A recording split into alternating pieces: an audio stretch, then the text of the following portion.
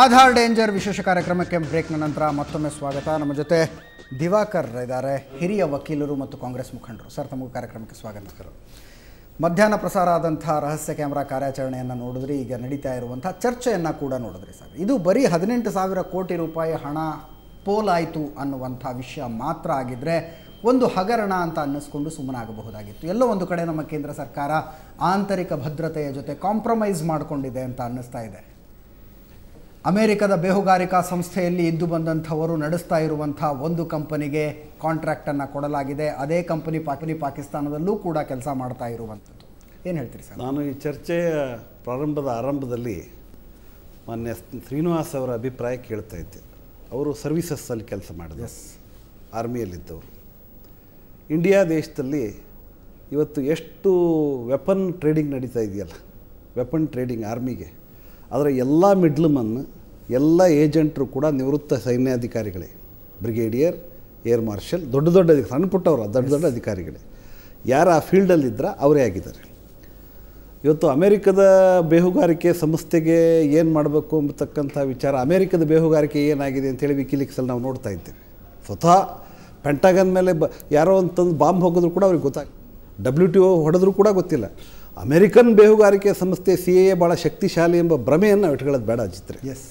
ಎರಡನೇದಾಗಿ, ಈ ಭಾರತ ದೇಶದಲ್ಲಿ ಯಾವುದೇ ಒಂದು ಯೋಜನೆ ಬಂದಾಗ ಅದರ ಟೀಚಿಂಗ್ ಟ್ರಬಲ್ ತುಂಬ ಇದೆ. TN ಶೇಷನ್ ಅವರು ವೋಟರ್ಸ್ ID ಎಪಿಕ್ ಕಾರ್ಡನ್ನು ಮಾಡೋ ಸಂದರ್ಭದಲ್ಲಿ ನಾವುಗಳು ಕೂಡ ಟೀಕೆ ಮಾಡ್ತಾಯಿದ್ವಿ. ಇದು ಈ ದೇಶದಲ್ಲಿ ಆಗೋದಿಲ್ಲ, ಕೋಟ್ಯಾಂತರ ಜನರಿಗೆ ಫೋಟೋ ತೆಗಿಯೋಕ್ಕಾಗತ್ತೇನು ರೀ ಈ ದೇಶದಲ್ಲಿ, ಮದುವೆ ರಿಸೆಪ್ಷನ್ನಲ್ಲಿ 50 ಜನ ಇದ್ದರೆ 30 ಜನ ಸೇರ್ಸೋಕ್ಕಾಗಲ್ಲ, ಇನ್ನೆಲ್ಲ ಆಗುತ್ತೆ ಅಂತ ಯೋಚನೆ ಮಾಡ್ತಾಯಿದ್ವಿ. ಆದರೆ ಬೈ ಟ್ರಯಲ್ ಆ್ಯಂಡ್ ಎರರ್ 91ರಿಂದ ಪ್ರಾರಂಭವಾಗಿದ್ದು ಇವತ್ತು 2014ಕ್ಕೆ ಈ ದೇಶದ ಪ್ರತಿಯೊಬ್ಬ ಮತದಾರನು ವೋಟರ್ IDಯನ್ನು ತೆಗೆದುಕೊಂಡಂಥ ಒಂದು ದೃಷ್ಟಾಂತವನ್ನು ನಾವು ನೋಡ್ತಾ ಇದ್ದೇವೆ. ಇಂಡಿಯಾ ದೇಶದಲ್ಲಿ ಈ ಹಗರಣಗಳು, ಭ್ರಷ್ಟಾಚಾರಗಳು ನಮ್ಮ ಬದುಕಿನ ಭಾಗ ಆಗಿಬಿಟ್ಟಿದೆ. ನಾನು ಸರ್ಕಾರದಲ್ಲಿ ಕೆಲಸ ಮಾಡುವಾಗ ಒಂದು ಸಲ ಹೇಳಿದ್ದೆ ಒಂದು ಮೀಟಿಂಗಲ್ಲಿ, 5,000 ರೂಪಾಯಿ ಕೊಟ್ಬಿಟ್ರೆ ಒಂದು ಕ್ವಿಂಟಲ್ RDX ವಿಧಾನಸೌಧದಲ್ಲಿ ಒಯ್ಬೋದು ಅಂತ. ಆವಾಗ DGP ಅಂತ ಶ್ರೀಕುಮಾರ್ ಅವರು, Diwakar you are a part of the government, you should not speak like that ಅಂತ ನನ್ನ ಬಾಯಿ ಮುಚ್ಚಿದ್ರು. ನಾನು ಈ ಮಾತನ್ನು ಯಾಕೆ ಹೇಳ್ತೀನಿ, ನಾನು ಬೇರೆ ಬಗ್ಗೆ ಹೇಳ್ದೆ. ಒಂದು 5,000 ಖರ್ಚು ಮಾಡಿ ವಿಧಾನಸೌಧಕ್ಕೆ RDX, ಇದು ದಿಸ್ ಸೆಕ್ಯೂರಿಟಿ ಲ್ಯಾಪ್ಸ್, ಈ ದೇಶದ ಸೆಕ್ಯೂರಿಟಿ ಲ್ಯಾಪ್ಸನ್ನು ನೀವು ಹೊತ್ಕೋಬೇಕು. ಇಂಡಿಯಾದ ಪಾರ್ಲಿಮೆಂಟ್ ಮೇಲೆ ಬಾಂಬ್ ಇತ್ತು, ಇಂಡಿಯಾದ ಪಾರ್ಲಿಮೆಂಟಿನ ಮೇಲೆ ಬಾಂಬ್ ಹಾಕಿದ್ರು. ಅದಕ್ಕಿಂತ ನೀವು ಇನ್ನು ಸೆಕ್ಯೂರಿಟಿ ಬಗ್ಗೆ ಮಾತಾಡೋದು ಬೇಡ. ಇದರ ಲ್ಯಾಪ್ಸಸ್ ಆಗಿದೆ. ಇವತ್ತು ಅಂತಾರಾಷ್ಟ್ರೀಯ ಭಯೋತ್ಪಾದನೆ ಯಾವ ಮಟ್ಟದಲ್ಲಿ ಆಗ್ತಾ ಇದೆ ಅಂದರೆ, ಆ ಭಯೋತ್ಪಾದನೆಯನ್ನು ಅಮೇರಿಕದ ಪೆಂಟಗನ್ ಮೇಲೆ ಬಾಂಬ್ ಬಿದ್ದ ಮೇಲೆ ಇನ್ನು ಉಳಿದ ಹೈ ಸೆಕ್ಯೂರ್ಡ್ ಅಂತ ನಾನು ಭಾವಿಸೋದಿಲ್ಲ. ಇವತ್ತು ಬೇಹುಗಾರಿಕೆಯಲ್ಲಿ ಅಮೇರಿಕಕ್ಕೂ ಕೂಡ ಚಾಲೆಂಜ್ ಮಾಡ್ತಕ್ಕಂಥವ್ರು ಯಾರು? ಇಸ್ರೇಲಿನ ಮೊಸಾದ್. ಅವರು ಏನು ಮ್ಯೂನಿಕ್ ಒಲಿಂಪಿಕ್ಸಲ್ಲಿ ಇವ್ರನ್ನ ಆ ಹೊಡೆದಾಗ 18 ವರ್ಷದ ಮೇಲೆ ನಾವು ಹುಡುಕಿ ಅವ್ರು ಕೌಂಟರ್ ಮರ್ಡರ್ ಮಾಡಿದ್ದನ್ನು ನೋಡಿದ್ದೇವೆ. ಅಂತ ಅಷ್ಟು ಯಶಸ್ವಿಯಾಗಿರ್ತಕ್ಕಂಥ ಬೇಹುಗಾರಿಕೆ ಸಂಸ್ಥೆಗಳು ನಮ್ಮ ಪ್ರಪಂಚದಲ್ಲಿ. ಸೊ ಬೇಸಿಕಲಿ ನಿಮ್ಮ ಪ್ರಶ್ನೆಗಳು ಎರಡು. ಒಂದು, ನಮ್ಮ ದೇಶದ ಬಯೋಮೆಟ್ರಿಕ್ ಡೇಟಾ ಇಟ್ಕೊಂಡು ಅಮೆರಿಕ ಬೇಹುಗಾರಿಕಾ ಸಂಸ್ಥೆ ಏನು ಮಾಡುತ್ತೆ ಅನ್ನುವಂಥದ್ದು. ಅದನ್ನು ಹೊರತುಪಡಿಸಿದ್ರೆ ಹೇಗೆ ವೋಟರ್ IDಗಳನ್ನು ಕೊಡುವಾಗಲೂ ಕೂಡ ಒಂದಷ್ಟು ಮಾತುಗಳು ಕೇಳಿ ಬಂದವು, ಇಂಥದ್ದೊಂದು ಯೋಜನೆ ಯಶಸ್ವಿ ಆಗೋದಕ್ಕೆ ಸಾಧ್ಯ ಇಲ್ಲ ಅಂತ. ಆದರೆ ಈಗ ಅದು ಯಶಸ್ವಿಯಾಗಿದೆ. ಅದೇ ರೀತಿಯಾಗಿ ಸಮಯ ಮುಂದೆ ಹೋದಂತೆ ಆಧಾರ್ ಕೂಡ ಯಶಸ್ವಿ ಆಗುತ್ತೆ ಅನ್ನುವಂಥದ್ದು. ನೋಡಿ ಹೇಳ್ತೀನಿ, ನಾನೊಬ್ಬ ಕ್ರಿಮಿನಲ್ ಪ್ರಾಕ್ಟೀಸ್ ಮಾಡೋಲ್ಲ. DCRB ಕ್ರೈಮ್ ರೆಕಾರ್ಡ್ ಬ್ಯೂರೋನಲ್ಲಿ ನಿಮ್ಮ ಹೆಸರು, ನಿಮ್ಮ ಎದುರುಗಡೆ ಸೈಡ್ ಫೋಟೋ, ಎಲ್ಲ ಹೆಬ್ಬೆಟ್ಟು ಗುರುತುಗಳು ತೊಗೊಂಡಾದ್ಮೇಲೂ ಕೂಡ ನಿಮ್ಮ ದೇಹದ ಯಾವ ಭಾಗದಲ್ಲಾದರೂ ಮಚ್ಚೆ ಇದೆಯಾ ಅಂತ ಮಾರ್ಕ್ ಮಾಡ್ತಕ್ಕಂಥದ್ದು ಥಗ್ಸ್ ಕಾಲದಿಂದ, ಕ್ರಿಮಿನಲ್ ಪ್ರೊಸೀಜರ್ ಕೋಡ್ ಪ್ರಾರಂಭದ ಕಾಲದಿಂದಲೂ ಆ ಡಾಕ್ಯುಮೆಂಟೇಷನ್ ಆಗ್ತಾಯಿದೆ. ಇವತ್ತು ನನ್ನ ಪಾಸ್ಪೋರ್ಟಲ್ಲಿ ಮೂಲ್ on Cheeka, scar on hand, ಈ ಮಾರ್ಕ್ಗಳು ಇರೋದನ್ನು ನಾವು ನೋಡಿದ್ದೇವೆ. ಅಂದರೆ ಮನುಷ್ಯನ ಹೆಸರು ಮತ್ತು ರೂಪ ಇದ್ದರೂ ಕೂಡ ಬೇರೆ ಒಂದು ಪರ್ಮನೆಂಟ್ ಐಡೆಂಟಿಫಿಕೇಷನನ್ನು ಗುರುತಿಡಿಬೇಕು ಅಂತಕ್ಕಂಥದ್ದು ವಿಶ್ವದಲ್ಲಿ ಒಪ್ಪಿಗೆ ಆಗಿರ್ತಕ್ಕಂಥ ಒಂದು ನಿಯಮ. ಇದ್ರ ಜೊತೆಗೆ ಏನಾಗಿದೆ, ಬಹುಶಃ ಈ ಆಧಾರ್ ಕಾರ್ಡ್ನಲ್ಲಿ ಭಾಳ ವೇಗವಾಗಿ ಇದನ್ನು ಮಾಡ್ತಕ್ಕಂಥ 5 ವರ್ಷದಲ್ಲಿ 60 ಕೋಟಿ ಜನರಿಗೆ ಕೊಟ್ಟಿದ್ದೇವೆ ಅಂತ ಹೇಳಿದರು. ನನಗೆ ಸ್ಥಿತಿವಂತರ ಬಗ್ಗೆ ನಾನು ಯೋಚನೆ ಮಾಡೋದಿಲ್ಲ. ನೀವು ಒಂದು ಬೆಂಗಳೂರು ಮಹಾನಗರದಲ್ಲಿ ಅಜಿತ್ರೆ ರಾತ್ರಿ 2 ಗಂಟೆಯಿಂದ ಬೆಳಗಿನ ಜಾವ 4 ಗಂಟೆ ತನಕ ಬೀದಿಯಲ್ಲಿ ಸುತ್ತಿ, ಮನೆ ಇಲ್ಲದವರು, ಐಡೆಂಟಿಟಿ ಇಲ್ಲದವರು, ಯಾವುದೇ ಅಡ್ರೆಸ್ ಇಲ್ಲದಿರತಂಥ ಲಕ್ಷಾಂತರ ಜನ ಈ ದೇಶದಲ್ಲಿದ್ದಾರೆ. ಸ್ಟೇಷನ್ನು, ಪಾಷನ್ನು, ರೈಲ್ವೆ ಬೋಗಿಯಲ್ಲಿ ಅವ್ರಿಗೆ ಐಡೆಂಟಿಟಿ ಏನು? ಅವ್ರು ಈ ದೇಶದ ಪ್ರಜೆಗಳಲ್ವೇ? ಅವನಿಗೆ ಯಾವ ರೇಷನ್ ಕಾರ್ಡ್ ಇಲ್ಲ, ಅವನಿಗೆ ಡ್ರೈವಿಂಗ್ ಲೈಸೆನ್ಸ್ ಇಲ್ಲ, ಅಥವಾ ಹೆಗಡೆಯವರಿಗೆ ಪ್ಯಾನ್ ಕಾರ್ಡ್ ಇಲ್ಲ, ಅವನಿಗೆ ರೆಸಿಡೆನ್ಷಿಯಲ್ ಅಬೋರ್ಡ್ ಇಲ್ಲ. ಸುಪ್ರೀಂ ಕೋರ್ಟ್ ಕಳೆದ 50 ವರ್ಷಗಳಲ್ಲಿ ರೈಟ್ ಬೈ ಆರ್ಟಿಕಲ್ 21ನಲ್ಲಿ ಬೇಕಾದಷ್ಟು ಜಡ್ಜ್ಮೆಂಟ್ಗಳು ಕೊಟ್ಟಿದೆ. Right to privacy, right to education, ಎಲ್ಲ ಯಾವ್ಯಾವ ರೈಟ್ ಇದೆಯಾ ಒಲ್ಗಾಟ್ ಎಲ್ಲಿಸ್ ಪ್ರಕರಣದಲ್ಲಿ ಫುಟ್ಪಾತಲ್ಲಿ ಮಲಗೋರ ಬಗ್ಗೆನೂ ಜಡ್ಜ್ಮೆಂಟ್ ಕೊಟ್ಟಿದೆ.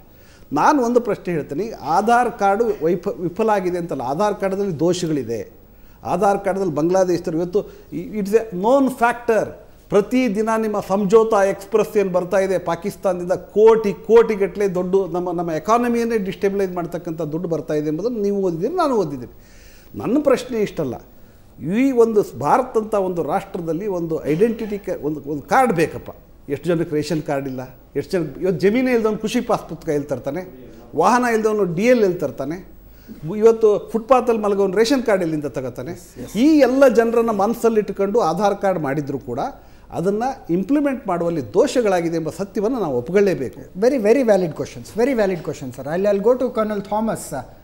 ಕರ್ನಲ್ ಥಾಮಸ್ ದೆಹಲಿಯಿಂದ ನಮ್ಮ ಜೊತೆ ಸಂಪರ್ಕದಲ್ಲಿದ್ದಾರೆ. ದಿವಾಕರ್ ಸರ್ ಆಧಾರ್ ಯೋಜನೆ ವಿರುದ್ಧ ನ್ಯಾಯಾಲಯದಲ್ಲಿ ಹೋರಾಡ್ತಾ ಇರುವಂಥದ್ದು. Colonel Thomas, advocate Diwakar is with us and he is raising some very valid questions and he has got some points to prove that Aadhaar as a vision, again as Srinivas told it, Aadhaar as a vision is wonderful, but there are some flaws in implementing Aadhaar. By the lapse of time they can be corrected.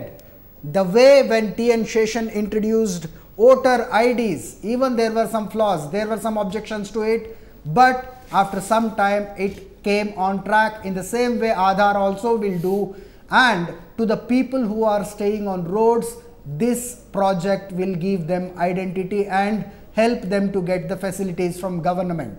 What do you have to say about it, sir?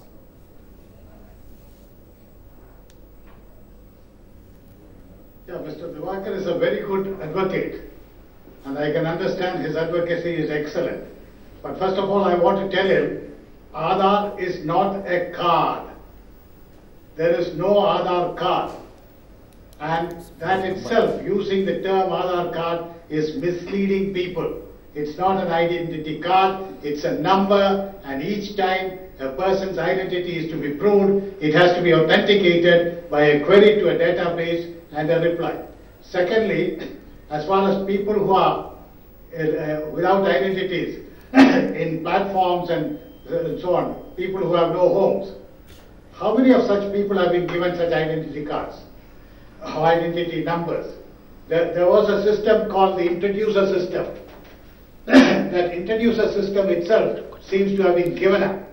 There are lakhs of people, and I have a reply saying where biometric exception, people whose biometrics could not be captured, they have been cancelled because using the introducer system, a lot of frauds were committed. I do not know whether Mr. Divakar knows that. Next thing, I think he did mention about the defects will get corrected. But by the time the defects are corrected, huge damage will be done. Let me ask him a question. Why is it that in passports there are no defects? Why is it in bank accounts there are hardly any defects? Because the process is different. Here is a process using riff-raff, private, small, fraudulent companies, which is doing enrollment. And I have got proof of that here. If given time, at the appropriate time, I'll speak about that. But for the time being, please understand, the entire process is flawed, and other countries have experienced it, and this process can never give you a foolproof identity to anyone. So one more question which Divakar raised, Colonel Thomas, that America could not resist WTC attack. It had to suffer through it, and intelligence agencies in America could not predict about it, could not stop it. What do they have to do with our biometric data? What will they do with it?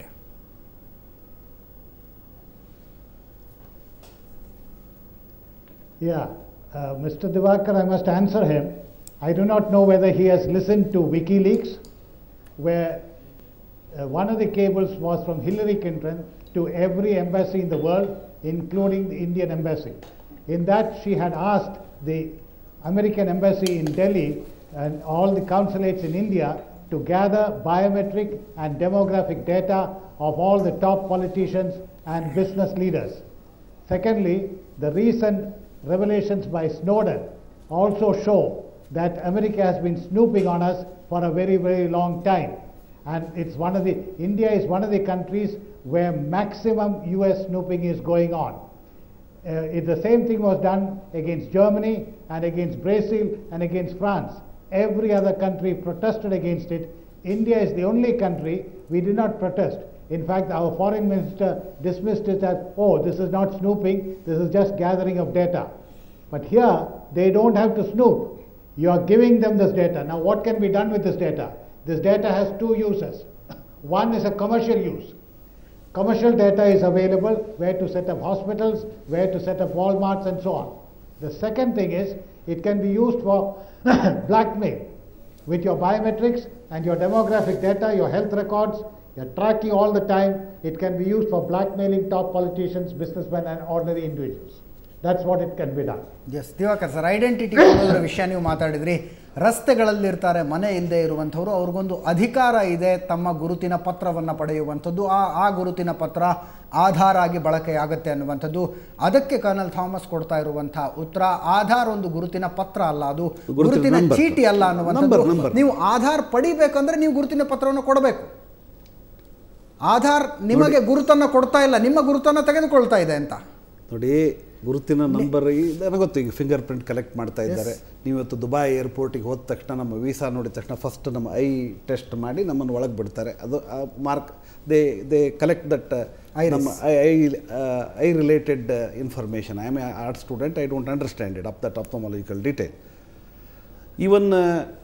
ಇವತ್ತು ಏನಾಗಿದೆ, ನಮ್ಮ ದೇಶದಲ್ಲಿ ಇವು Aadhaar bank account open ಮಾಡೋಕ್ಕೆ ಆಧಾರ್ ಬೇಕು, ಅಥವಾ gas subsidy ತಗೊಳ್ಳೋಕೆ Aadhaar number ಬೇಕು ಅಂತೇಳಿ ಸ್ವಲ್ಪ ಗೊಂದಲಗಳನ್ನು ನಿರ್ಮಾಣ ಮಾಡಿರೋದು ಸತ್ಯ. ಗೊಂದಲಗಳ ನಿರ್ಮಾಣ ಮತ್ತು ಎಲ್ಲೆಲ್ಲಿ ಪ್ರೈವೇಟ್ ಏಜೆನ್ಸೀಸ್ ಇದೆಯಲ್ಲ, ಪ್ರೈವೇಟ್ ಏಜೆನ್ಸೀಸ್ ಇವು ಯಾವ್ಯಾವಕ್ಕೆ ಇರ್ತಾರೆ, ಇವೆಲ್ಲ ಕೂಡ ಈ ಪ್ರೈವೇಟ್ ಏಜೆನ್ಸೀಸು ಲಾಭದ ಉದ್ದೇಶದಿಂದ ಈ ಫೋಟೋ ತೆಗಿತಕ್ಕಂಥ ಕೆಲಸವನ್ನು ಮಾಡಿದ್ದಾರೆ. ನೀವು ಇವತ್ತು ವಿದೇಶಿ ನಾಗರಿಕರಿಗೆ ಇದನ್ನು ಕೊಟ್ಟಿದ್ದೀರಿ ಎಂಬತಕ್ಕಂಥ ವಿಚಾರವನ್ನು ಹೇಳಿದರು. ಇಡೀ ಅಸ್ಸಾಂ ಆಂದೋಲನ, ಅಸ್ಸಾಂ ವಿದ್ಯಾರ್ಥಿ ಆಂದೋಲನ ಆಗಿದ್ದೇ ವಿದೇಶಿ ನಾಗರಿಕರಿಗೆ ಎಲ್ಲ ರೈಟ್, ವೋಟರ್ ರೈಟ್ಸು, ನೀವು ಏನೇನು ಲ್ಯಾಂಡು ದರಖಾಸ್ತು ಅಸ್ಸಾಮಿನ ದೇಶೀಯ ನಾಗರಿಕರಿಗೆ ಏನೇನು ಸೌಲಭ್ಯ ಕೊಡ್ತಾ ಇದ್ದೀರಲ್ಲ, ಅದನ್ನು ವಿದೇಶಿಯರಿಗೆ ಕೊಟ್ಟಿದ್ದೀರಿ ಅಂತಲೇ ಅದು ಹೋರಾಟ ಆಗಿತ್ತು. ವಿದೇಶಿಯರಿಗೆ ಕೊಡ್ತೀರಿ ಅಂತಕ್ಕಂಥ ಆ ಥರ ಹೋರಾಟ ಆಗಿದ್ದು. ಇವತ್ತಿಗೂ ಕೂಡ ಯಾವ ಸನ್ನಿವೇಶ ನಿರ್ಮಾಣ ಆಗಿದೆ, ಕಳೆದ 50 ವರ್ಷದಿಂದ ಟಿಬೇಟಿಯನ್ಸಿಗೆ ವೋಟಿಂಗ್ ರೈಟ್ ಇರಲಿಲ್ಲ. ಈಗ ಮೊನ್ನೆ ಕೂಡ ಒಂದು ಅಮೆಂಡ್ಮೆಂಟ್ ಆಗಿದೆ, ಪತ್ರಿಕೆಯಲ್ಲಿ ನಾನು ವಿವರವನ್ನು ನೋಡಿಲ್ಲ. ಯಾರು ಈ ದಲಾಯ್ ಲಾಮಾ, ಪಂಚೇನ್ ಲಾಮಾ ಇಂಡಿಯಾಕ್ಕೆ ಬಂದಾದಮೇಲೆ ಇಲ್ಲಿ ಹುಟ್ಟಿದಾರಲ್ಲ, ಅವ್ರ ತಂದೆ ತಾಯಿಗಳು ಟಿಬೇಟಿಯನ್ರಾದರೂ ಇಲ್ಲಿ ಹುಟ್ಟಿದಾರಲ್ಲ, ಅವರಿಗೂ ಕೂಡ ನಾಗರಿಕ ಹಕ್ಕುಗಳನ್ನ ಕೊಡಬೇಕು, ವೋಟಿಂಗ್ ರೈಟ್ ಕೊಡಬೇಕು ಎಂಬ ತೀರ್ಮಾನವನ್ನು ಮೊನ್ನೆ ಆಗಿದೆ. ನಾನು ಹೇಳೋದು ವಿದೇಶಿ, ಈಗ ಇದು ನನ್ನ ಪ್ರಶ್ನೆ ಅಷ್ಟಲ್ಲ, ದಿವಾಕರ್ ಸರ್, ನೀವು ವಿ.ಎಸ್. ಹೆಗಡೆ ಅವರು ಹೇಳಿದ ಒಂದು ಮಾತನ್ನು ಮಿಸ್ ಮಾಡ್ಕೊಂಡ್ರಿ ಅಂತ ಅನ್ಸುತ್ತೆ, ಬಹುಶಃ ಕೇಳಿಸ್ಕೊಳ್ಳಿಲ್ಲ ನೀವು. ಅಕ್ರಮ ವಲಸಿಗರಿಗೆ ನಾಗರಿಕತೆಯನ್ನು ಕೊಡೋದಕ್ಕೆ ಸುಪ್ರೀಂ ಕೋರ್ಟ್ನ ಹಲವು ತೀರ್ಪುಗಳು ಅಡ್ಡ ಬರ್ತಾ ಇದ್ವು. ಆ ಎಲ್ಲ ತೀರ್ಪುಗಳನ್ನು ಬೈಪಾಸ್ ಮಾಡಿ ಅವರಿಗೆ ಒಂದು ನಾಗರಿಕತೆಯನ್ನು ಕೊಡಬೇಕು ಅನ್ನುವ ದುರುದ್ದೇಶದಿಂದ ಆಧಾರ್ ಯೋಜನೆ ಜಾರಿಗೆ ಬಂದಿದೆ ಅಂತ ಅಂದರು. ನೋಡಿ, ನೀವು ಯಾವುದೇ ಒಂದು ಮಲಿನ ಕಣ್ಣಿನಿಂದ ಈ ಉದ್ದೇಶವನ್ನು ನೋಡೋದಲ್ಲ. ಈ ಸುಪ್ರೀಂ ಕೋರ್ಟ್ ಎಷ್ಟು ಜಡ್ಜ್ಮೆಂಟ್ಗಳನ್ನ ಈ ದೇಶದಲ್ಲಿ ಕೊಟ್ಟಿದೆಯಾ, ಅದನ್ನು ನಾವು ಇಂಪ್ಲಿಮೆಂಟ್ ಮಾಡ್ತಕ್ಕಂಥ ಸನ್ನಿವೇಶದಲ್ಲಿ ಇದ್ದೀವಿ ಅಂತ ನೋಡ್ಬೋದು. ನನಗೆ ಹಿರಿಯರಾದ ನ್ಯಾಯಮೂರ್ತಿ ಎಸ್ ಪುಟ್ಟಸ್ವಾಮಿಯವರು ಈ ವಿಷಯದಲ್ಲಿ ಆರ್ಟಿಕಲ್ 21ನಲ್ಲಿ ಸುಪ್ರೀಂ ಕೋರ್ಟ್ಗೆ ಹೋಗಿ ಇದರ ಯುಟಿಲಿಟಿಯ ಬಗ್ಗೆ ಅವರೊಂದು ನ್ಯಾಯಾಂಗೀಯ ಹೋರಾಟವನ್ನು ಮಾಡಿದರು. ಆ ಹೋರಾಟದಲ್ಲಿ ಅವರು ಯಶಸ್ಸನ್ನು ಗಳಿಸಿದ್ದಾರೆ. ಅವರು ಏನು ಇದರಾಗಿರ್ತಕ್ಕಂಥ ಲೋಪಗಳಿಗಿಂತಲೂ ಹೆಚ್ಚಾಗಿ ಈ ವ್ಯಕ್ತಿಗತ ಸ್ವಾತಂತ್ರ್ಯ ಹರಣ ಆಗಿದೆ ಎಂಬ ಉದ್ದೇಶದ ಮೇಲೆ ಸುಪ್ರೀಂ ಕೋರ್ಟ್ ನ್ಯಾಯಮೂರ್ತಿ ಪುಟ್ಟಸ್ವಾಮಿ ಅವರು ತೀರ್ಮಾನ ಕೊಟ್ಟಿದೆ. ಒಂದು ಸುಪ್ರೀಂ ಕೋರ್ಟ್ ಒಂದು ಹೇಳಿದಾಗ ಇಟ್ಸ್ ಎ ಲಾ, ಅದು ಲಾ. ಅದನ್ನು ನಾವು ಸುಪ್ರೀಂ ಕೋರ್ಟ್ನ ಪ್ರಶ್ನೆ ಮಾಡಲಿಕ್ಕೆ ಇನ್ನೊಂದು ಪ್ರಶ್ನೆ ಇಲ್ಲ. ಅದು ಸುಪ್ರೀಂ ಕೋರ್ಟ್ ಜಡ್ಜ್ಮೆಂಟ್ನ ಕಾಮೆಂಟ್ ಮಾಡ್ತಕ್ಕಂಥ ಕೆಲಸ ನಾವು ಮಾಡಬಾರ್ದು. ಅದು ಈ ದೇಶದ ಕೋಟ್ಯಾಂತರ ಜನರ ಪರವಾಗಿ ಅವರು ಇಂಥ ಹಿರಿಯ ವಯಸ್ಸಿನಲ್ಲಿ ಅವರು ನ್ಯಾಯಾಂಗೀಯ ಹೋರಾಟ ಮಾಡಿದ್ದು ನಾವು ಅಭಿನಂದನೆ ಮಾಡಲೇಬೇಕು. ನಾನು ಹೇಳೋದು, ಯಾವುದೇ ಒಂದು ಯೋಜನೆಯಲ್ಲಿ ದೋಷಗಳಾಗಿದೆ ಅಂದ ತಕ್ಷಣ ನಮ್ಮ ಇಂಡಿಯಾ ದೇಶದಲ್ಲಿ ಯಾವುದೇ ಯೋಜನೆಯಲ್ಲಿ ಭ್ರಷ್ಟಾಚಾರ ರಹಿತ ಯೋಜನೆಯನ್ನು ನಾನು ನೋಡಲಿಲ್ಲ, ಹಣ ತಿನ್ನದೇ ಇರತಕ್ಕಂಥ ಯೋಜನೆಯನ್ನು ನೋಡಲಿಲ್ಲ, ಅಥವಾ ಭ್ರಷ್ಟಾಚಾರ ರಹಿತವಾದ ಯಾವ ಕ್ಷೇತ್ರವೂ ಇಲ್ಲಿಲ್ಲ. ಇನ್ಕ್ಲೂಡಿಂಗ್ ಮಠ ಮಾನ್ಯಗಳಿಂದ ಹಿಡ್ಕೊಂಡು ಎಲ್ಲ ಕಡೆದು ಭ್ರಷ್ಟಾಚಾರ ಇದೆ. ಆಧಾರ್ ಯೋಜನೆ ಭಾರತದ 120 ಕೋಟಿ ಜನರು ಇರ್ತಕ್ಕಂಥ ಈ ದೇಶದಲ್ಲಿ 18,000 ಕೋಟಿ ಖರ್ಚು ಮಾಡಿರ್ತಕ್ಕಂಥದ್ದು ಏನಿದೆಯಲ್ಲ, ಇದು ಅಷ್ಟು ದೊಡ್ಡ ಅಮೌಂಟು ಅಂತ ನೀವು ಅದನ್ನು ಹೈಪ್ ಮಾಡೋ ಅವಶ್ಯಕತೆ ಇಲ್ಲ. ಏನ್ರಿ ವಾರಾಂತ ತಿಂಗಳು ಅಲ್ಲಿ ಹೇಳ್ತಾ ಇರ್ತಕ್ಕಂಥದ್ದು ಏನಂತಂದ್ರೆ ದಿವಾಕರ್, ಇಲ್ಲಿ ವಿಷಯ ಇರೋದೇನು ಅಂತಂದ್ರೆ ಭ್ರಷ್ಟಾಚಾರವನ್ನು ನಿರ್ಮೂಲನ ಮಾಡೋದಕ್ಕಾಗಿಯೂ ಕೂಡ ಈ ಆಧಾರ್ ಕಾರ್ಡನ್ನು ಬಳಸ್ಕೊಳ್ತಾ ಇದ್ದೀವಿ ಅಂತ ಹೇಳ್ತಾನೆ ಅದರಲ್ಲೇ ಒಂದು ಭ್ರಷ್ಟಾಚಾರವನ್ನು ಹುಟ್ಟಾಕ್ತಕ್ಕಂಥದ್ದು ಇದೆಯಲ್ಲ, ಇದನ್ನು ಅಷ್ಟು ಲಘುವಾಗಿ ನಾವು ತಗೊಳಕ್ಕಾಗಲ್ಲ. ನಾಗರಿಕರಾಗಿ ನಮ್ಮ ಜವಾಬ್ದಾರಿ ಇದೆ. ಆ ಜವಾಬ್ದಾರಿಯನ್ನು ಮರೆತು ನಾವು ವಿಷಯವನ್ನ ತುಂಬಾ ಲೈಟ್ ಆಗಿ ತಗೊಳ್ತಕ್ಕಂಥದ್ದು,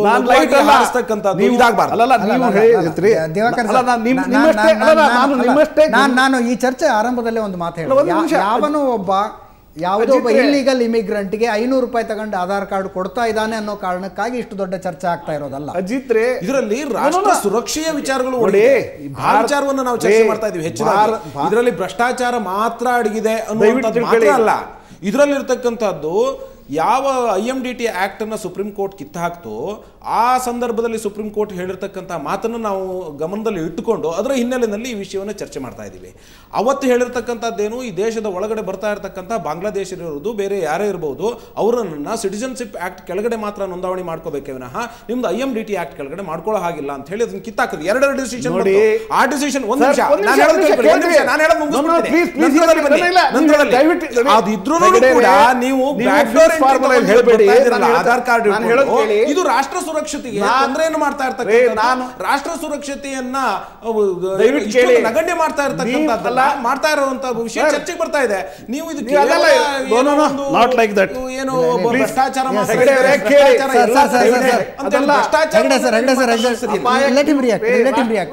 ನಿಮ್ಮ ಪ್ರತಿಕ್ರಿಯೆ. ರಾಷ್ಟ್ರದ ಭದ್ರತೆಯ ಬಗ್ಗೆ ನಿಮಗೆ ಎಷ್ಟು ಕಾಳಜಿ ಇದೆಯೋ ಅಷ್ಟೇ ಕಾಳಜಿ ನಮಗ್ ಕೂಡ ಇದೆ. ತುಂಬಾ ಸಂತೋಷ. ಆದರೆ ತುಂಬಾ ಸಂತೋಷ ಪ್ರಶ್ನೆ ಇಲ್ಲ, ನಮ್ಮ ಕರ್ತವ್ಯ.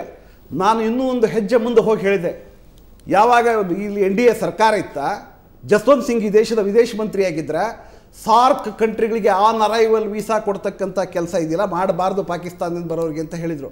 ಆನ್ ಅರೈವಲ್ ವೀಸಾ, ಅದರಿಂದ ಇಷ್ಟೆಲ್ಲ ಅಪಾಯ ಆಗ್ತಾ ಇದೆ ಎಂಬತಕ್ಕಂಥ ವರದಿಯನ್ನು ಇದೇ parliament external affairs standing committee parliament standing committee external affairs ಕೊಟ್ಟರು ಕೂಡ ಅದನ್ನು ಧಿಕ್ಕರಿಸಿ ಹೋದರು. ನಾವಿವತ್ತು ರಾಷ್ಟ್ರದ ಸುರಕ್ಷತೆಯ ಬಗ್ಗೆ ಚರ್ಚೆ ಮಾಡ್ತಾ ಇದ್ದೇವೆ. ಯಾವ ದೇಶದಲ್ಲಿ ಜೈಲಿನಲ್ಲಿರ್ತಕ್ಕಂಥವ್ರು ತಕೊಂಡು ಹೋಗಿ ಕಂದಹಾರಿಗೆ ಹೋಗಿ ಬಿಟ್ಟು ಬರ್ತೀವಲ್ರಿ ಅಡ್ಮಿನಿಸ್ಟ್ರೇಟರ್ಸ್,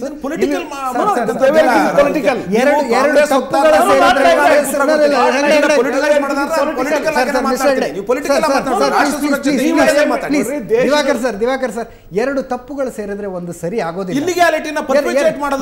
ಎರಡು ತಪ್ಪುಗಳು ಸೇರಿದ್ರೆ ಒಂದು ಸರಿ ಆಗೋದಿಲ್ಲ ಸರ್. ನೋಡಿ ಸರ್, ನಾನು ಹೇಳ್ತೇನೆ, ಇವತ್ತು ಆಧಾರ್ ಕಾರ್ಡಿನ ಗುರಿ ಒಳ್ಳೇದಿದೆ, ಉದ್ದೇಶ ಒಳ್ಳೇದಿದೆ, ಉದ್ದೇಶ ಒಳ್ಳೇದಿಲ್ಲ ಅಥವಾ ನ್ಯಾಷನಲ್ ಐಡೆಂಟಿಟಿ ಕೊಡ್ತಕ್ಕಂಥ ತಪ್ಪು ಅನ್ನುವಂಥದ್ದನ್ನು ಯಾರು ಮಾತಾಡ್ತಾ ಇಲ್ಲ.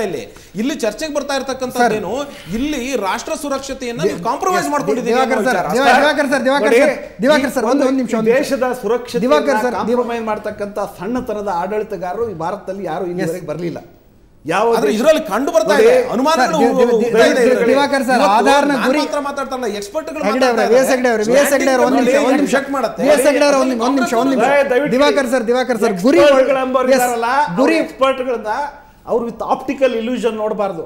ನಾವು ಸಾಮಾನ್ಯ ಜನ, ಗ್ರಾಮಾಂತರ ಪ್ರದೇಶದಿಂದ ಬಂದಿರತಕ್ಕಂಥವ್ರು, ಅನೇಕ ಲಕ್ಷಾಂತರ ಜನ ಏನು ಇಲ್ಲದವ್ರು ಇದ್ದಾರಲ್ಲ, ಅವರಿಗೊಂದು ಐಡೆಂಟಿಟಿ ಬೇಕು ಅಂತ ನಾವು ಆ ಉದ್ದೇಶಕ್ಕೆ ಹೇಳ್ತಾ ಇದ್ದೇವೆ ಹೊರತು ನಿಮ್ಮ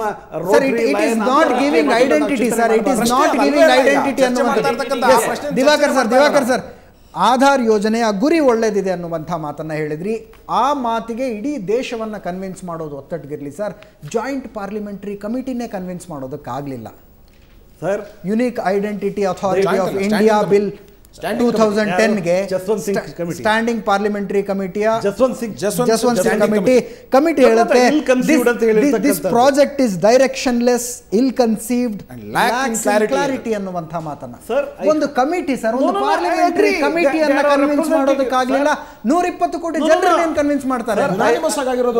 ಕಾಂಗ್ರೆಸ್ ಮೆಂಬರ್ಸ್ಗಳು ಇದ್ರು. ನೋಡಿ, I concur with the views of parliamentary committee. ನಾನು ಇದು ಇಲ್ ಕನ್ಸೀವ್ಡ ವೆಲ್ ಕನ್ಸೀವ್ಡ ಅನ್ನೋ ಬಗ್ಗೆ ಚರ್ಚೆ ಮಾಡಲ್ಲ. ನೀವು ಇವತ್ತು ಆಧಾರ್ ಕಾರ್ಡನ್ನು 60 ಕೋಟಿ ಜನಕ್ಕೆ ಕೊಟ್ಟಿದ್ದೀವಿ ಇಷ್ಟು ವೇಗದಲ್ಲಿ ಅಂತಂದು ಕೂಡ ನನಗೂ ನಂಬೋಕ್ಕಾಗಲ್ಲ. ಯಾಕಂದರೆ 60 ನಮ್ಮ ಊರಲ್ಲೇ 50 ಜನಕ್ಕೆ ಮದುವೆ ಕಾರ್ಡ್ ಕೊಡೋಕ್ಕಾಗಲ್ಲ ರೀ. ಇನ್ನು 5 ವರ್ಷದಲ್ಲಿ 60,000 ಕೋಟಿ ಜನಕ್ಕೆ 60 ಕೋಟಿ ಜನಕ್ಕೆ ಕೊಟ್ಟಿದ್ದೀವಿ ಎಂಬುದು ಅದು ಲಿಟ್ರಲಿ ಇಂಪಾಸಿಬಲ್. ಅದೊಂಥರ ಏನೋ ಮಾಸ್ ಫೀಡಿಂಗ್ ಥರ ಆಗ್ತಾಯಿದೆ. ಆದರೆ ಯಾವುದೇ ನನಗೇನಪ್ಪ ಹೋಪ್ಸ್ ಅಂದರೆ, ಹೇಗೆ ವೋಟರ್ಸ್ ID ಕಾರ್ಡನ್ನು ಪ್ರಾರಂಭ ಮಾಡಿದಾಗ ಯಾವ ದೋಷಗಳಿತ್ತು, ದೌರ್ಬಲ್ಯಗಳಿತ್ತು, ಅದೇ ಮಾದರಿಯಲ್ಲಿ ಆಗಿರಬಹುದಾದ ಎಲ್ಲ ದೋಷ ದೌರ್ಬಲ್ಯಗಳನ್ನ ಸರಿ ಮಾಡಿಕೊಂಡು ಈ ಐಡೆಂಟಿಫಿಕೇಷನ್ ಭಾರತದ ಪ್ರತಿಯೊಬ್ಬ ನಾಗರಿಕನಿಗೂ ಅಷ್ಟೇ ಅಲ್ಲ ನೋಡಿ, ಭಾರತದಲ್ಲಿ 15 ವರ್ಷದಿಂದ ಮೊಬೈಲ್ ಬಂದಾಗ ಎಷ್ಟು ಜನರ ಹತ್ತಿತ್ತು? ಇವತ್ತು 90 ಕೋಟಿ ಜನರ ಹತ್ರ ಮೊಬೈಲ್ ಇದೆ. 90 ಕೋಟಿ ಜನರಲ್ಲಿ ಮೊಬೈಲ್ ಇದೆ. ಇದು ಸಂವಹನ ಕ್ರಾಂತಿಯಾಗಿದೆ. ಅದೇ ಮಾದರಿಯಲ್ಲಿ ನಮಗೆಲ್ಲ ಈ ಮಲ್ಟಿಪಲ್ ಕಾರ್ಡಿಂಗ್ ನಮ್ಮ ಜೇಬು ತೆಗೆದುಬಿಟ್ರೆ 3 credit card, 1 DL, 1 bank account card, ಇವೆಲ್ಲ ಇಲ್ಲಿ ಎಲ್ಲವನ್ನೂ ಕೂಡ ಒಂದೇ ಕಾರ್ಡ್ನಲ್ಲಿ ತರಬೇಕಾದಾಗ ಒಂದು ಇಂಡಿಪೆಂಡೆಂಟ್ ಐಡೆಂಟಿಟಿ ಬೇಕೇ ಬೇಕಾಗ್ತದೆ. ಆದ್ದರಿಂದ ನಾನು ಇದರಲ್ಲಿ ದೋಷಗಳನ್ನು ಸರಿ ಮಾಡೋದ್ರ ಬಗ್ಗೆ ಯೋಚನೆ ಮಾಡೋದು ಬಿಟ್ಟು ಸರ್ ಸುಪ್ರೀಂ ಕೋರ್ಟ್ ಹೇಳಿದ್ದೆಲ್ಲ ಗಾಸ್ಪೆಲ್ ಟ್ರುತ್ ಅಂತ ನಾವು ಒಪ್ಕೋತೀವಿ, ಇಲ್ಲ ಅಂತ ಹೇಳೋದಿಲ್ಲ. ಆದರೆ ಈ ದೋಷಗಳನ್ನು ಸರಿ ಮಾಡಲಿಕ್ಕೆ ಏನು ಹೋಗ್ತಕ್ಕಂಥ ಒಂದು ಪಾಸಿಟಿವ್ ಥಿಂಕಿಂಗನ್ನು ಕೂಡ ನಾವು ಮಾಡೋದು ಒಳ್ಳೆಯದು ಅಂತ ನನ್ನ ಅಭಿಪ್ರಾಯ. ಎಸ್, ದೆಹಲಿಯಿಂದ ಸೋಮಶೇಖರ್, ದೋಷಗಳನ್ನು ಸರಿ ಮಾಡಿಕೊಂಡು ಆಧಾರ್ ಯೋಜನೆಯನ್ನು ಮುಂದುವರಿಸೋದ್ರಿಂದ ದೇಶದ ಹಿತದೃಷ್ಟಿಗೆ ಒಳ್ಳೆಯದು, ಇದು ದಿವಾಕರ್ ಅವರ ಮಾತು. ದೋಷಗಳನ್ನು ಸರಿಪಡಿಸ್ಕೊಂಡು ಆಧಾರ್ ಯೋಜನೆಯನ್ನು ಯಾಕೆ ಮುಂದುವರಿಸಬಾರ್ದು, ಯಾಕೆ ಆಧಾರ್ ಯೋಜನೆಯನ್ನು ನಿಲ್ಲಿಸಬೇಕು ಅಂತ ನೀವು ಹೋರಾಡ್ತಿದ್ದೀರಿ? ಸರ್, ಒಂದು ಸ್ವಲ್ಪ ನನಗೆ ಸಮಯ ಕೊಡಬೇಕು. ಎಸ್, ಹೇಳಿ. ನಾನು ಕೇಳ್ತಾ ಇದ್ದೀನಿ, ಎಲ್ಲದನ್ನು ಕೇಳ್ತಾ ಇದ್ದೀನಿ. ಈಗ ಮುಖ್ಯವಾಗಿ ಯಾವ ಒಂದು USA ನಮಗೆ ಕಾರ್ಡ್ ಮಾಡಬೇಕು ಅಂತ ಈ ಕರ್ನಲ್ ಮ್ಯಾಥ್ಯೂ ಥಾಮಸ್ ಹೇಳಿದ್ರಲ್ಲ, ಯಾವ ಒಂದು USA ನಮಗೆ ಕಾರ್ಡ್ ಮಾಡಬೇಕು ಅಂತ ಹೊರಟಿದೆ, ಅವರ ದೇಶದಲ್ಲೇ ಕಾರ್ಡ್ ಮಾಡಿಲ್ಲ, ID ಆ್ಯಕ್ಟ್ ಮಾಡಿಲ್ಲ. ಬ್ರಿಟನ್ನಲ್ಲಿ UK ಫೇಲಿಯರ್ ಆಗಿದೆ. ಆಸ್ಟ್ರೇಲಿಯಲ್ಲಿ 20 ವರ್ಷ ನಡೆಸಿ ಅದಕ್ಕಾಗಲ್ಲ ಅಂತ ಕೈ ಬಿಟ್ಟಿದ್ದಾರೆ. ನಾವೇನು ಇದನ್ನು ಪ್ರಪಂಚದಲ್ಲಿ ಭಾಳ ಸಾಧನೆ ಮಾಡಿದ್ದೀವಿ ಅಂತ ಮೊದಲನೇ ಪ್ರಶ್ನೆ. ಎರಡನೇದು ಸಿಟಿಸನ್ಶಿಪ್ಪಿಗೆ ನೋಡಿ, ಫಸ್ಟ್ ಆಫ್ ಆಲ್ ದಿವಾಕರ್ ಹೇಳಿದ್ರಲ್ಲಿ ಭಾಳ ಸೂಕ್ಷ್ಮವಾಗಿ ನೋಡಿ, ಏನು ಅಂತ ಹೇಳಿದ್ರೆ, ಯಾರೊಬ್ಬ ಅವನಿಗೆ ಈ ರೈಟ್ ಐಡೆಂಟಿಟಿ ಇಲ್ವೋ ಅವನಿಗೆ ಕೊಡೋದ್ರಲ್ಲಿ ಯಾತಕ್ಕೆ ಎಲ್ರಿಗೂ ಮಾಡೋಕ್ಕೆ ಹೊರಟ್ರಿ? ಒಂದು. ಎರಡನೇದು, ಇವರು 60 ಕೋಟಿ ಅಂತ ಹೇಳಿದ್ದಾರೆ. ಅವರು ಲಾಯರ್ ಆಗಿದ್ದಾರೆ, ಅವ್ರ ಗಮನಕ್ಕೆ ತರ್ತಾ ಇದ್ದೀನಿ. ಇವತ್ತು ಸುಪ್ರೀಂ ಕೋರ್ಟಲ್ಲಿ ಹೇಳಿದೆ, ನೀವು ನಾಗರಿಕರನ್ನು ಪರಿಗಣಿಸಿ ಈ ರೆಸಿಡೆನ್ಸ್ನ ಸುರಕ್ಷತೆಯಿಂದ ನೋಡಿ, ಅದನ್ನು ಬೈಫರ್ಕೇಟ್ ಮಾಡಿ ಅಂತ ನಾವು ಅವ್ರ ಮೇಲೆ ಕಂಟೆಂಪ್ಟ್ ಆಫ್ ಕೋರ್ಟ್ ಹಾಕಿದ್ದೀವಿ. ಯಾಕೆಂದರೆ ಅದನ್ನು ಪರಿಗಣಿಸಿಲ್ಲ ಇವರು, ಅದನ್ನು ಸೆಗ್ರಿಗೇಟ್ ಮಾಡೋಕ್ಕೆ ಆಗೋದಿಲ್ಲ. ನೀವು ಇವಾಗ ಏನು ತೋರಿಸ್ತಾ ಇದ್ದೀರಿ ಬಾಂಗ್ಲಾದೇಶದ್ದು ಆ ಸ್ಟಿಂಗ್ ಆಪರೇಷನ್ನು, ಅದರಲ್ಲಿ ಕಂಡು ಬರುತ್ತೆ 60 ಕೋಟಿ ಜನ ಭಾರತೀಯರು ಅಲ್ವೋ ಅಂತ. ಈಗ ಒಂದು ಉದಾಹರಣೆ ಕೊಡ್ತೀನಿ, ಅವ್ರದ್ದು ಪಾರ್ಲಿಮೆಂಟಲ್ಲಿ ಸಬ್ಮಿಟ್ ಮಾಡಿದಂಥ ರಿಪೋರ್ಟ್ ಅವಳು ಕಣ್ಮುಂದೆ ಕೊಡ್ತೀನಿ. 6 ಕೋಟಿ ಜನ ಕರ್ನಾಟಕದಲ್ಲಿ, 2 ಕೋಟಿ ಮಾತ್ರ ಆಗಿದೆ, ನಾಟ್ ಇವನ್ 30%. ಸೊ ಅವ್ರು ಏನು ಬರೀ ಇದು ರಾಜಕೀಯವಾಗಿ ಬಳಸೋದಕ್ಕೆ, ರಾಜಕೀಯ ಒಂದು ದಾಳವನ್ನು ಬಳಸೋಕ್ಕೆ ಪ್ರಯತ್ನ ಮಾಡಿದ್ರು. ಇದು ಅಟ್ಟರ್ ಫೇಲಿಯರ್ ಆಗಿದೆ, ವಾಸ್ತವಿಕತೆಗಿಂತ ದೂರ ಆಗಿರುವಂಥ ಮಾತುಗಳನ್ನು ಹೇಳ್ತಾ ಇದ್ದಾರೆ. ನಾವು ಕೂತು ಹೇಗೆ ಕೇಳ್ತಾ ಇದ್ವಿ? ಇದು ಹಿಂಗೆ ಟೆಕ್ನಿಕಲಿ ಪಾಸಿಬಲ್ ಅಲ್ಲ, technically it is not feasible. ಯಾವುದೇ ಸರ್ವರ್ ಹೋಲ್ಡ್ ಮಾಡಲ್ಲ, ಯಾವುದೇ ಟೆರಾಬೈಟ್ಸ್ನ ಬೇಕಾಗತ್ತೆ. ಯಾವ ಪ್ರೊಪ್ರೈಟ್ರಿ ಸಾಫ್ಟ್ವೇರ್ ಹತ್ರ ಒಪ್ಪಿಗೆ ಮಾಡಿದ್ದಾರೆ, ಒಪ್ಪಂದ ಮಾಡಿದ್ದಾರೆ. ಇವ್ರನ್ನ ಆಥೆಂಟಿಕೇಶನ್ ಮಾಡೋದು ಏನು ರೀತಿ, ಅದನ್ನೆಲ್ಲ ಚರ್ಚೆಗೆ ತೊಗೊಳ್ಳಿ, ಆ ಚರ್ಚೆಯಲ್ಲಿ ಬರೋಣ. Project it was practically parliamentary standing committee, ಪುನಃ ಜಾಯಿಂಟ್ ಪಾರ್ಲಿಮೆಂಟ್ರಿ ಸ್ಟ್ಯಾಂಡಿಂಗ್ ಕಮಿಟಿ ಅಂತ ಹೇಳಬೇಡಿ, ಪಾರ್ಲಿಮೆಂಟ್ರಿ ಸ್ಟ್ಯಾಂಡಿಂಗ್ ಕಮಿಟಿ. ಯಾಕೆ ಈ ಪ್ರಾಜೆಕ್ಟನ್ನ ಪಾರ್ಲಿಮೆಂಟ್ರಿ ಸ್ಟ್ಯಾಂಡಿಂಗ್ ಕಮಿಟಿ ಮುಂದೆ, ಅಜಿತ್ ನಿಮ್ಮ ಗಮನಕ್ಕಿರಲಿ, ಧರಮ್ ಸಿಂಗ್ ಇದರ ಕಮಿಟಿಯಲ್ಲಿ ಇದ್ದಾರೆ, ಇದರಲ್ಲಿ 16 ಜನ ಕಾಂಗ್ರೆಸ್ನವರು ಇದ್ದಾರೆ. ಯಾಕೆ ಪಾರ್ಲಿಮೆಂಟ್ರಿ ಸ್ಟ್ಯಾಂಡಿಂಗ್ ಕಮಿಟಿಯಲ್ಲಿ ಕನ್ವಿನ್ಸ್ ಮಾಡೋಕ್ಕಾಗಲಿಲ್ಲ ಅವ್ರಿಗೆ? Why was this unanimously decided? ಇದನ್ನು ಕೈ ಬಿಡಬೇಕು ಅಂತ ಯಾಕೆ ಹೇಳಿತ್ತು? ಅಲ್ಲ, ಸೋಮಶೇಖರ್, ನಿಮ್ಮ ಪ್ರಶ್ನೆ ಅರ್ಥ ಆಯ್ತು, ಅದಕ್ಕೊಂದು ಸಣ್ಣ ಕ್ಲಾರಿಫಿಕೇಶನ್ ತಗೊಂಡು ಹೋಗ್ಬಿಡ್ತೀನಿ. ಎಸ್ ಸೋಮಶೇಖರ್, ನಾನು ಮತ್ತೆ ಬರ್ತೀನಿ ನಿಮಗೆ. ನಿಮ್ಮ ಪ್ರಶ್ನೆ ಅರ್ಥ ಆಯ್ತು ನನಗೆ. ಸರ್, ಜಾಯಿಂಟ್ ಇದು ಪಾರ್ಲಿಮೆಂಟರಿ ಸ್ಟ್ಯಾಂಡಿಂಗ್ ಕಮಿಟಿಯ ಅಪ್ರೂವಲ್ ತೆಗೆದುಕೊಳ್ಳದೇ ಇರುವಂಥ ಒಂದು ಯೋಜನೆಯ ಮೇಲೆ 18,000 ಕೋಟಿ ರೂಪಾಯಿಗಳನ್ನು ಯೋಜನಾ ಆಯೋಗ ಬಿಡುಗಡೆ ಮಾಡೋದಕ್ಕೆ ಸಾಧ್ಯ? ನನಗೆ ಅಲ್ಲ, ಈಗ 16 ಜನ ದಯವಿಟ್ಟು ಹೇಳ್ತೀನಿ.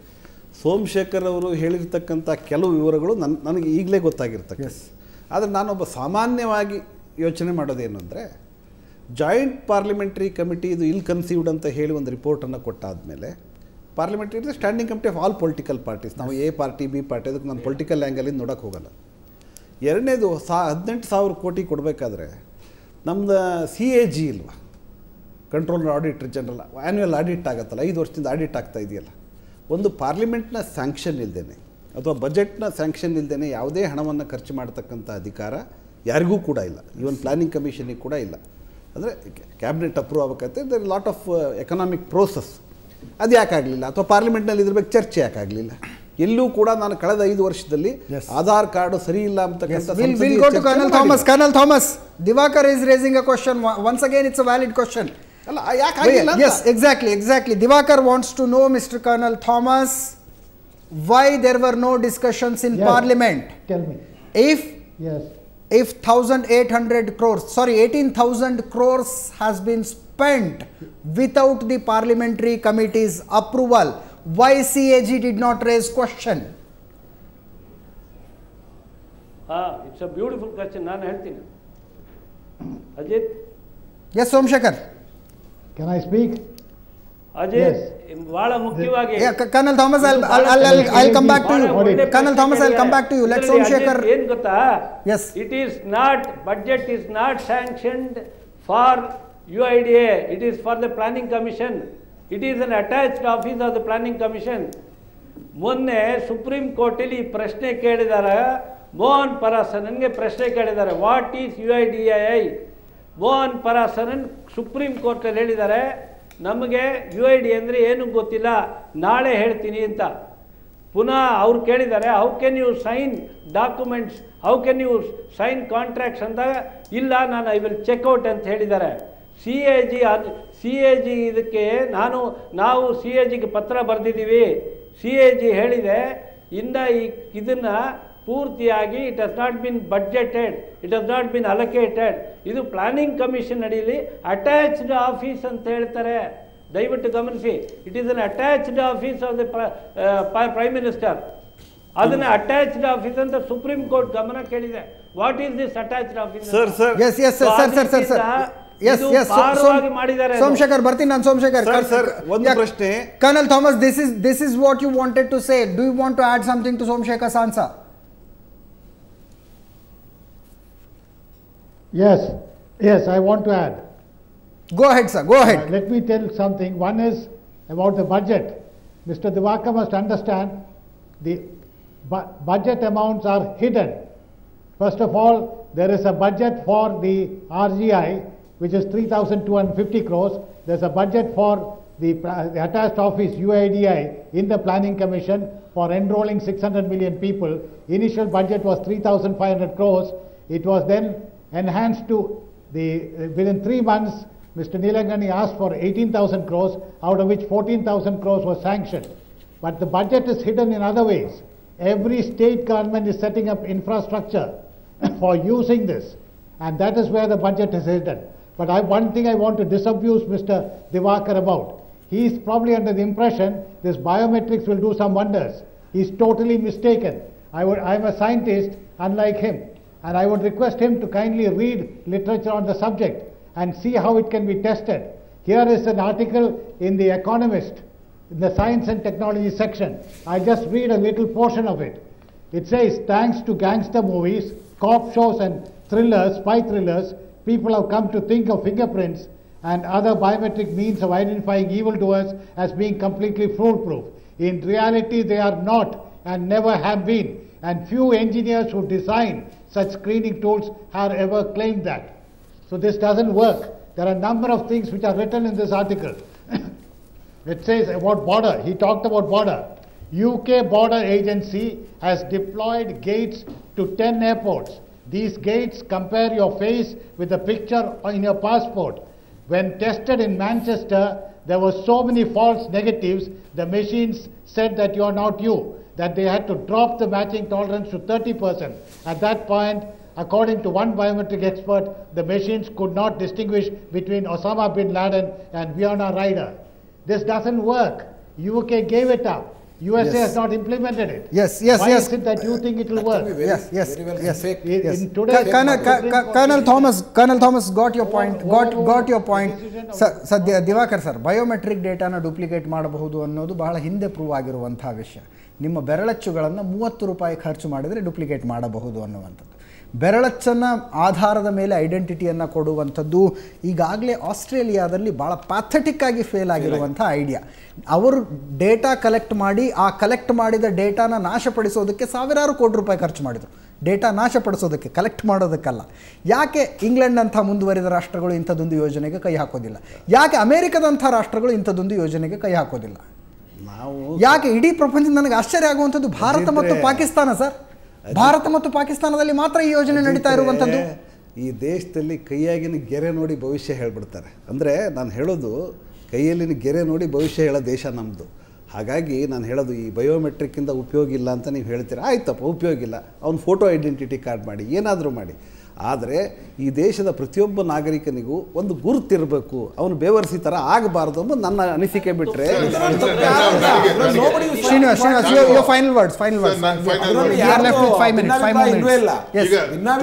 ಸೆಕ್ಯೂರಿಟಿ ಇಶ್ಯೂಸ್ಗೆ, ಅದರ ಯುಟಿಲಿಟಿ ಬಗ್ಗೆ, ಅದರ ಪ್ರೈವಸಿ ಕಾನ್ಸೆಪ್ಟ್ ಬಗ್ಗೆ. ಈಗ ಮೊದಲನೇದಾಗಿ ಏನೇನೋ ನ್ಯೂನತೆ ಇದೆ. ಇವಾಗ ನೀವು ಹೇಳ್ದಂಗೆ ಹೆಬ್ಬೆಟ್ನ 30 ರೂಪಾಯಿ ಚೇಂಜ್ ಮಾಡ್ಬೋದು, ನನ್ನ ಮುಖನ ಇವ್ರ ಮುಖದಲ್ಲಿ ಇಟ್ಟು ಚೇಂಜ್ ಮಾಡ್ಬೋದು, ಇವ್ರ ಮುಖ ನನ್ನ ಮುಖಕ್ಕೆ ಇಟ್ಟು ಮಾಡ್ಬೋದು. ನಿಮಗೆ ಗೊತ್ತಿದೆ ಎಲ್ಲಾನು ಮಾಡ್ಬೋದು ಅನ್ನೋ ಒಂದು ವಿಚಾರಕ್ಕೆ ಯಾವುದನ್ನು ಮಾಡಬಾರ್ದು ಅನ್ನೋದು ತಪ್ಪಾಗುತ್ತೆ ಸರ್. ಇವಾಗ ಗಲ್ಲಿಗೆ ಹಾಕೋದು, ನನ್ನನ್ನು ಬಿಟ್ಬಿಟ್ಟು ನನಗೆ ಗಲ್ಲಿ ಶಿಕ್ಷೆ ಆಗಿದೆ. ಒಂದು ನಿಮಿಷ ಸರ್, ಒಂದು ನಿಮಿಷ ಇಂಪ್ರೂವೈಸ್ ಮಾಡ್ತಾ ಹೋಗ್ಬೇಕು ಅಂತ. ಇಂಪ್ರೂವೈಸ್ ಮಾಡೋದು ಒಂದೇ ಅಲ್ಲ, ಇದ್ರೊಳಗೆ ಅನುಕೂಲಗಳು ಏನಿದೆ ನಾನು ನಿಮ್ಗೆ ಹೇಳ್ತೀನಿ. ಈ ತರ ಒಂದ್ ನಿಮಿಷ ಸರ್, ಈಗ ಆಧಾರ್ ಕಾರ್ಡು ಯಾವ ತರ ಇರಬೇಕು ಅಂತ ನಾನು ಹೇಳ್ತೀನಿ. ಅದು ಸರಿನಾ ತಪ್ಪ ಅಂತ ನೀವು ಹೇಳ್ಬೇಕು. ಇವಾಗ ಬಿಟ್ಬಿಡಿ, ಆಧಾರ್ ಕಾರ್ಡೇ ಬೇಡ ಅಂದ್ರೆ ಯಾವುದೋ ಆಧಾರ್ ಕಾರ್ಡಿಗೆ ಬದಲು ಇನ್ಯಾವುದೋ ಒಂದು ಹೆಸರು ಕೊಡಿ ಸರ್. ಆಧಾರ್ ಕಾರ್ಡೇ ಬಿಟ್ಬಿಡಿ, ಇನ್ನೊಂದೇನೋ ಹೆಸರು ಕೊಡಿ, ನಾನು ಬೇಡ ಅನ್ನಲ್ಲ. ಆದರೆ ಪ್ರತಿಯೊಬ್ಬನಿಗೂ ಒಂದು ನಂಬರ್ ಇರಲಿ, ಒಬ್ಬ ಭಾರತೀಯನಿಗೆ ಇರಲಿ, ವಾಸ ಮಾಡೋದು ಬೇಡ, ಬಿಟ್ಬಿಡಿ. ಅದನ್ನ ಸರಿಗಿಲ್ಲ ತಾನೆ, ಯಾವುದು ಸರಿಗಿಲ್ಲ. ಪಾಪಿನ ಕೊಲ್ಬೇಡಿ, ಪಾಪನ ಕೊಲ್ಬೇಕು. ಪಾಪಿ ಎಲ್ಲ ನಾನು ಹೇಳೋದು, ಅವ್ನು ಮಾಡ್ತಿರೋ ತಪ್ಪನ್ನು ತಿದ್ದಬೇಕು ನಾವು. Point taken sir, point taken. ಮೂರು ನಿಮಿಷ ಮಾತ್ರ ಇದೆ. ಬದ್ರಿನಾಥ್ ಏನನ್ಸುತ್ತೆ?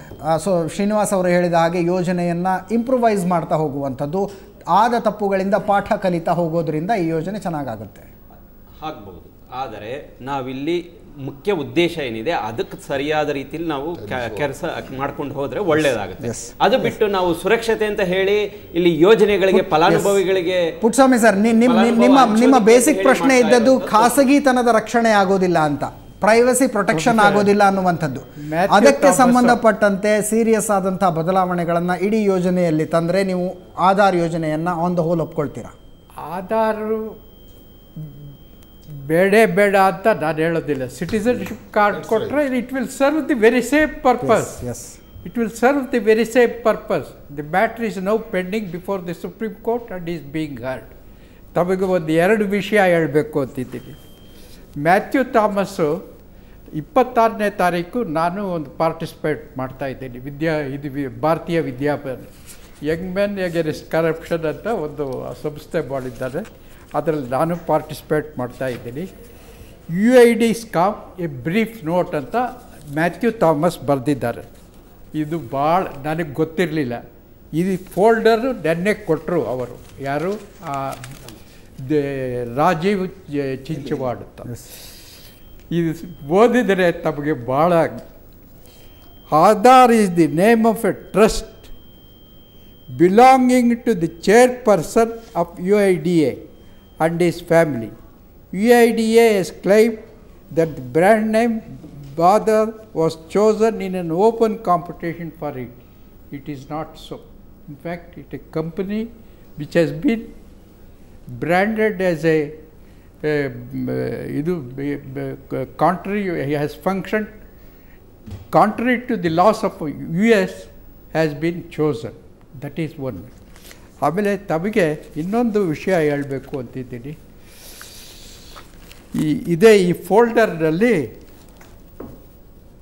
ಒಬ್ಬರು ಪ್ರೊಫೆಸರ್ ಆಫ್ IIM, ಅವ್ರ ಹೆಸರು ರಾಜನೀಶ್ ದಾಸ್ ಅಂತ. Is A professor in IIM ಅಹಮದಾಬಾದ್ನಲ್ಲಿ. ಅವರು ಒಂದು ಆರ್ಟಿಕಲ್ ಬರೆದಿದ್ದಾರೆ.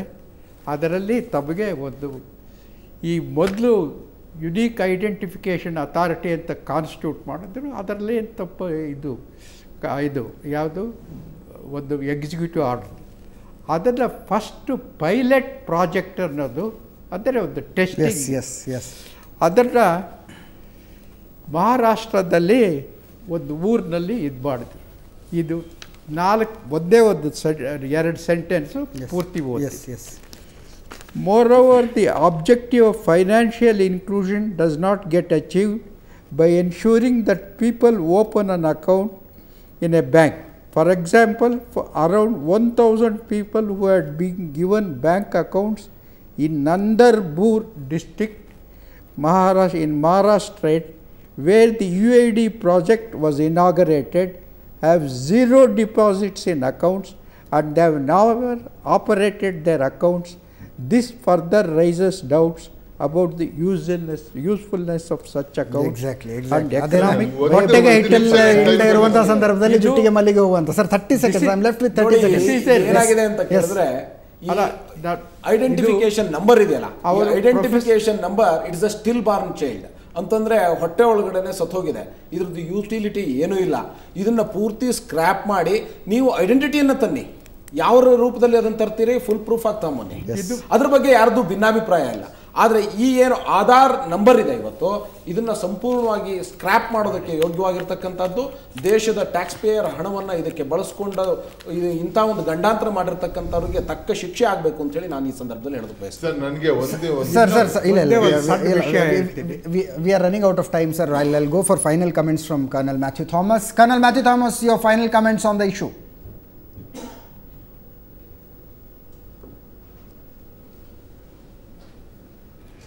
About the abuses and the serious flaws in the project.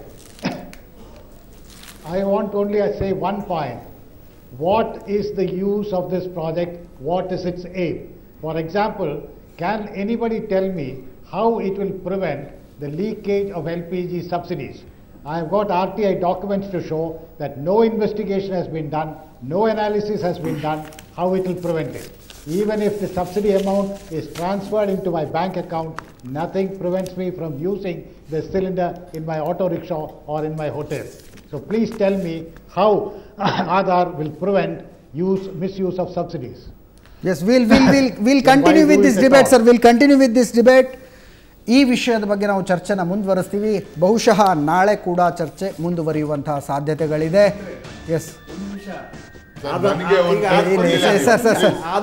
ಅಂತಂದ್ರೆ ಇನ್ನು ಪುರಾತನ ಕಾಲದಲ್ಲಿ ಎಲ್ಲರಿಗೂ ಹಚ್ಚೆ ಹಾಕ್ಬೇಕು ಅಂತ ಹೇಳ್ತಾರೆ ಇವರು. ಸರ್ ಈ ಚರ್ಚೆ ನಾಳೆ ಮುಂದುವರಿಯುತ್ತೆ ಸರ್. ಈ ಚರ್ಚೆ ನಾಳೆ ಮುಂದುವರಿಯುತ್ತೆ. ಈ ಚರ್ಚೆ ನಾಳೆ ಮುಂದುವರಿಯುತ್ತೆ.